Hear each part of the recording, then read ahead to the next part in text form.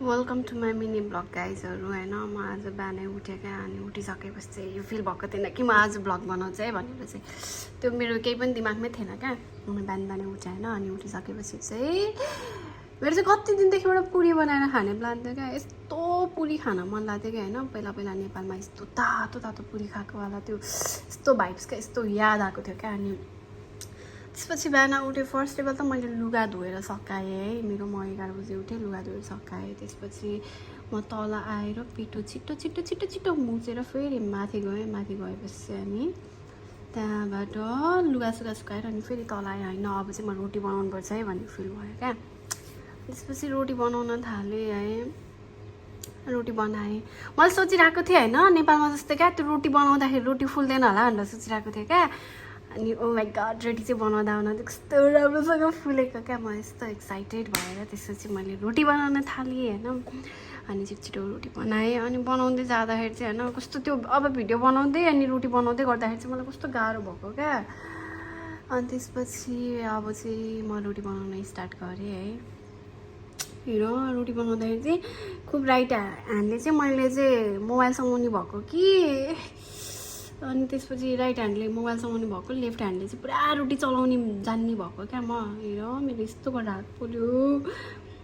तर मलाई कस्तो दुःख पनि लागिरहेको तर खुसी पनि लागेको छ किनकि मैले रोटी खाँदैछु आज है गाइजहरू तपाईँहरूलाई पनि रोटी तातो तातो रोटी खानु मन लाग्छ भने चाहिँ मलाई सम्पर्क गर्नु होला भनेर चाहिँ म भन्दिनँ किनकि यो मैले मेरो लागि मात्र बनाएको हो ल मैले रोटी बनाएँ है अनि रोटी सँगसँगै चाहिँ मैले आलु पनि उसिनेको थिएँ हेर्नुहोस् यहाँ मैले चाहिँ यस्तो राम्रो आलु उसिनेको छु अनि अब त्यो आलु र केरो चाहिँ छुट्टै छुट्टै मलाई चाहिँ सिटी लगाएर पकाएको चाहिँ खासै मिठो लाग्दैन क्या अनि सिटी लगायो भने चाहिँ एकछिनमै पाक्छ नि त मलाई चाहिँ त्यो लतक्कै गलेको चाहिँ मलाई कहिले पनि मन पर्दैन क्या त्यही भएर चाहिँ मैले यसरी उसिनेँ होइन अनि त्यसपछि यो चाहिँ मैले प्लास्टिकमा हालेर केरोलाई पनि उसिनिदिएँ ताकि दुवै एकैचोटि होस् भनेर क्या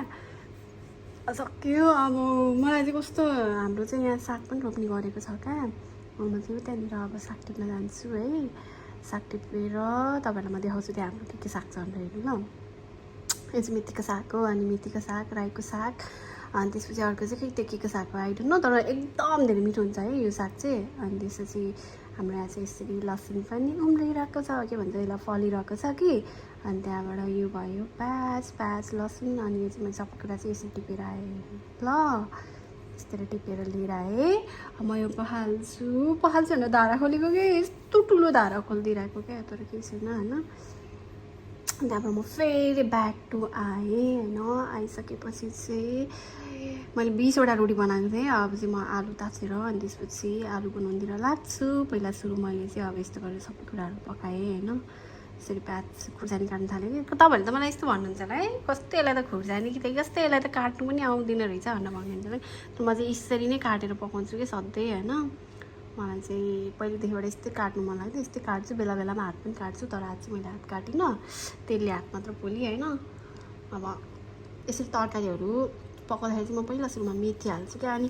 मलाई चाहिँ होइन त्यो के अरे यस्तरी लसुन थिचेर हालेको चाहिँ एकदम धेरै मनपर्छ क्या लास्टै लसुन थिचेको चाहिँ मलाई मनपर्छ अनि त्यही भएर म चाहिँ पहिला मेथी हाल्छु अनि मेथी हालिसकेपछि मलाई जे तरकारी पकाउँदा पनि लसुन चाहिँ झान्नै पर्छ क्या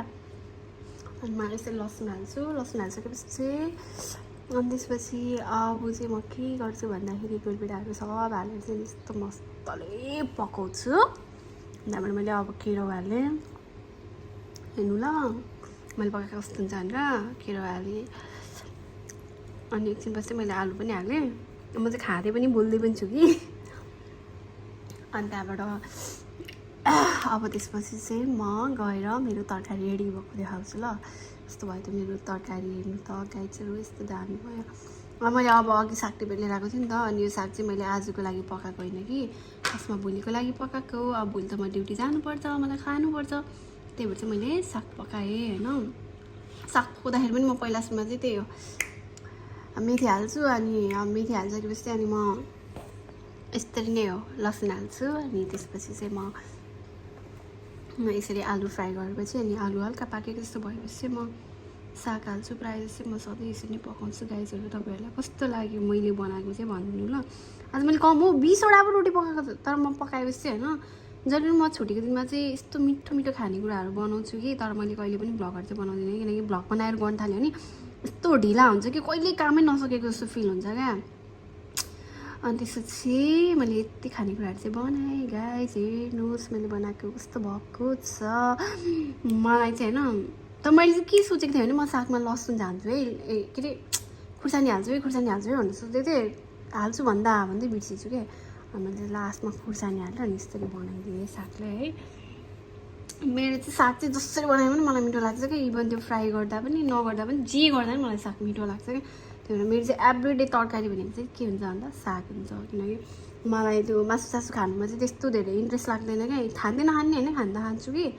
त्यस्तो धेरै इन्ट्रेस्ट चाहिँ लाग्दैन। अब यसरी बनाएर सकेपछि के गर्नु, भाँडा त मास्नु पऱ्यो। हेर मेरो भाँडा यति धेरै डङ्गुर भएको छ कि होइन, म कुरै गर्न सक्दिनँ कि। अब म यो सब भाँडा माझ्छु,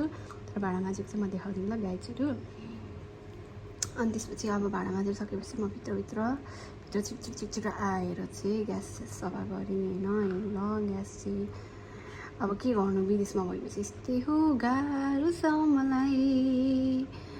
ग्यास चाहिँ सफा गरेर अब चाहिँ म खानु बस्नेको ल गाइजहरू। खाँदैछु। कस्तो लाग्यो तपाईँहरूलाई? खानु मन छ भने आउनु ल स्वस्तिका मिनी ब्लगमा के। ल ओके, आजको चाहिँ यो मैले बनाएको खानेकुराहरू हो। मेरो छुट्टीको दिन चाहिँ यस्तरी गयो होइन। विदेशमा चाहिँ यस्तै हुन्छ। अझै पनि मलाई चाहिँ नुहाउनु बाँकी छ कि, तर म योहरू चाहिँ हाल्दिनँ कि। म यति खानेकुराहरू बनाएको, मैले के बनाएँ के गरेँ भन्ने मात्रै देखाएको कि। मैले मेरो यहीँनिर फलेको सागलाई पनि मैले कसरी साग उमारेँ, कसरी त्यो लसुन मिक्स गरेँ भनेर मैले त्योहरू पनि हजुरहरूलाई देखाएको छु। कस्तो लाग्यो? This is my mini vlog. Thank you so much for the watching. फर्स्टदेखिबाट इन्डसम्म हेरिदिनु भएकोमा तपाईँहरूलाई चाहिँ धेरै धेरै धन्यवाद। See you, tata, bye bye. Next my vlog तर कहिले आउँछ आई डोन्ट नो क्या। मैले ब्लग बनाउने टाइमै पाउँदिनँ। Thank you so much guys, by.